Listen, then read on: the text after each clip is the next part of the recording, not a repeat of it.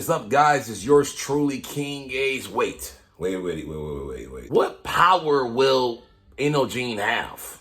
Honestly, it's a new mind transfer ability, right? But it's something that enhances or even surpasses that of the mind transfer jutsu. So what exactly would he have? Like, what does that even entail? A mind transfer ability that somehow is even better than what we've already seen from his predecessors, from Yamanaka, the mother of INOJIN. What will he have? What's the power? I personally don't know, but I want to talk about it. Let's talk about what exactly is this power and what will it be in the coming chapters leading into Boruto 2 Blue Vortex. Kashin Koji said, "It wouldn't be exaggerating to say it will be the key in the upcoming battle against Mamushi. It's a superior version of the mind transfer jutsu." What does that mean, though? What does that mean, you guys? A superior version. All know what the mind transfer jutsu is. It allows the host to essentially gather and essentially take over somebody's body, mind, and spirit. The only drawback being the person who is the only drawback is the person who is executing this jutsu. They are immovable. They're immobile. They cannot use their body. So with Kashin Koji saying, it wouldn't be an exaggerating to say it will be the key in the upcoming battle against Mamushi. It's a superior version of the mind transfer jutsu.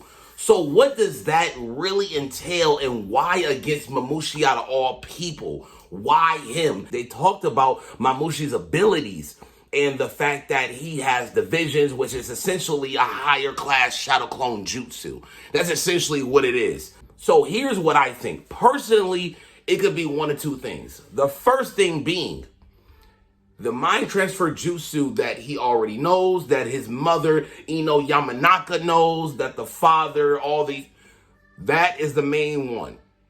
The way to upgrade that ability would essentially allow, let's say, INOJIN to execute said mind transfer jutsu, but instead of his body being immobile, instead of him not being in control of his body, he would still have control over his body, meaning he could potentially split his mind.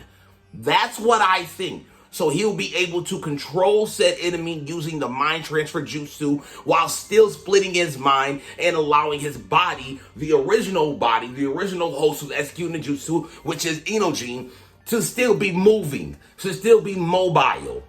That would be the one way to upgrade, to essentially make the mind transfer jutsu more complete, more better. However, is that something that really is going to help them against Mamushi? I'm not sure about that. But what if, and this will be the second thing, and the only thing that I think that will actually allow INOJIN to be effective against Mamushi, and it's very critical. What if he's able to use the mind transfer jutsu, but instead of just targeting one, he's able to target everybody by only targeting one, though? So I know what you guys are thinking. We've seen Ino do this in the 4th Grade Ninja War, how she was able to just essentially use her mind transfer jutsu and pretty much just talk to everybody in the Shinobi Alliance. Yes, I get that. But what if all she would need to do is just hit one person, and that one person would then spread it like wildfire without needing to connect to everybody's thoughts? She will only need one thought. Or INOJIN in this case will only need one thought. What if? Because the more you think about it, what can INOJIN do to be effective against somebody like Mamushi who has the vision? Whether or not he can beat him, whether or not his power is critical to defeat him, these are the words that are coming from Kashin Koji. So Kashin, who can see literally any and all futures that are literally heated by him and heated by his words, he can see the futures.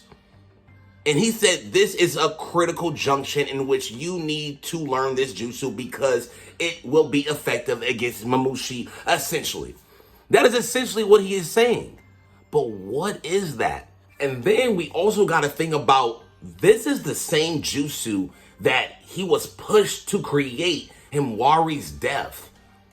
So this Jutsu not only is superior than the mind transfer Jutsu, but INOJIN was pushed to create it because of Himawari's death. What exactly would that be? The mind transfer Jutsu.